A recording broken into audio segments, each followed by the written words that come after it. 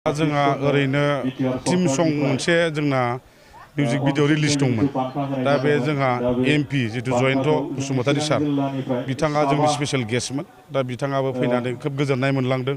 आरो जोंनि बे मोनसे कम्बाइन मोनसे जों जितु सिडिसि बिसा मिउजिक भिडिअ खालामदों बेखौ बाख्नायलांदों बेनि थाखाय आङो सारखौ गोसो गोरबोनिफ्राय रोजा रोजा साबायखर हरबाय आरो बेजों लोगोसे जोंहा जितु लांदां बैसागु मोसानाय हानजा बादायलायनाय देमसि बादायलायनाय बाव जोंहा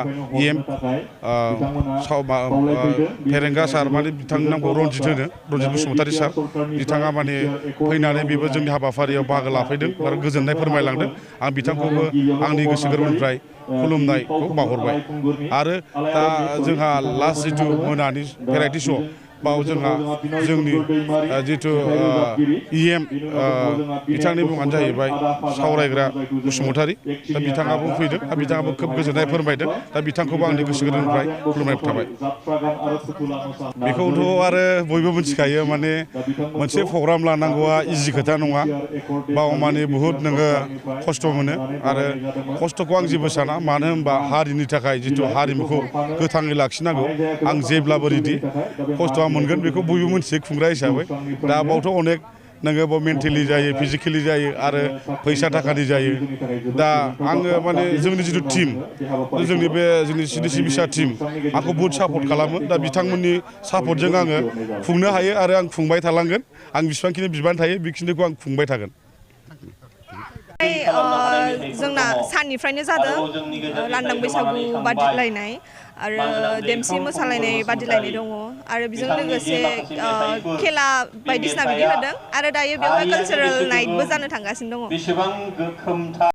देग्लायनि बोसोरावथ' बिराद मोजाङै खुंफुंनो हाबाय बिराद गोजोननाय मोनदों बेयाव गोबां मानसिफ्रानो जोंखौ सापर्ट खालामफैदों बिनि थाखायनो रायजोफोरनिसिम फार्स्ट अफ अल रोजा रोजा साबायखर आरो फैबाय थानायावबो जोङो जेसेबां हायो बेनिफ्राय साबसिन जोङो नाजालांबाय थागोन बेयावहाय नोंथांमोना जोंखौ सापर्ट खालामबाय था जोंनि बर' हारिनि थाखायनो जोङो मावगासिनो दङ जोंनि कालचारखौ एसे जौगालांनो थाखाय बयखौबो सापर्ट खालामनो थाखाय आं गुरैयै खावलायनाय जाबाय बिथाङा दिनैहाय मेथाइ रोजाबनानै लिरो आरो बिनि देंखो होयो लिरिक्सखौ होयो दा दिनै बेबायदि गोबां निस्सय दङ बिरखं गाथोननि सोमोन्दै सोलोंथाइ लानो गोसो गुदुं लाइमोनफोरनि थाखाय मोजां रादाब गोजान जायगाफोराव थांनानै गोबां रां खरसा खालामना सोलोंथाइ लानांगौनि गोनांथि गैलिया दानिया Udalguri town रामजानकि सकनि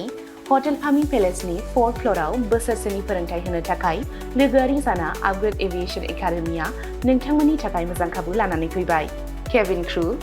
ground staff cargo executive airport retail utility airport management आरो हस्पिटालिटी मेनेजमेन्टनि थाखायबो इन्टारभिउ होनो हानायनि फोरोंथाय होयो आपग्रेड एभिएशन एकाडेमियाव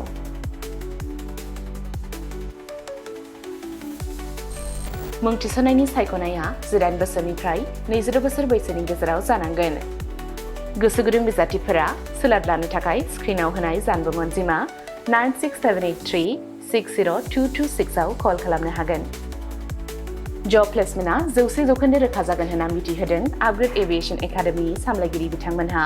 बेजों लोगोसेनो बिरखं दावबायनाय एभिएशन दावबायग्रा थावनि टुरिज्म आरो आलासि सिबिग्रा थावनि हस्पिटालिटी बे मोनथाम फोथाराव रोखायै खामानि नागिरना होनो एबा प्लेसमेन्ट होनो हागोन होनना रोखा खालामना होदों एकाडेमि सामलायगिरि बिथांमोनहा